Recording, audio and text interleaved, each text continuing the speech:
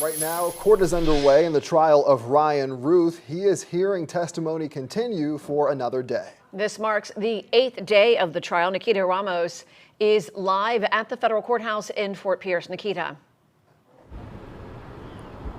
And it was just moments ago when Ruth used his cross-examination of a witness to apologize to that person, even to go as far as to offer to serve the rest of that person's prison time. Of course, that's when the judge stepped in to strike that and even to warn Ruth about violating his time on the lectern. Now, that witness is Ronnie Oxendine of North Carolina, who says that he was convicted of a separate case of illegal possession of a firearm about a month ago.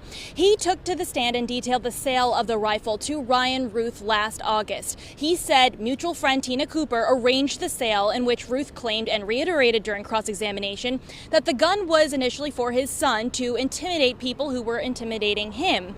Ruth said to the man on the stand, quote, "I know you're extremely mad at me," end quote. He then offered to take on part of his prison time, and that is, of course, when the judge stepped in. But today, jurors are also hearing from the North Carolina AT&T salesman who sold Ruth a prepaid cell phone service about a month before the alleged attempted assassination. A number of FBI agents also taking the stand. They're among the more than 26 witnesses that jurors have been hearing take the stand so far in this trial, with more expected today. We, of course, are inside of the courtroom to bring you all of the latest details. Reporting live in Fort Pierce, Nikita Ramos, WPBF 25 News.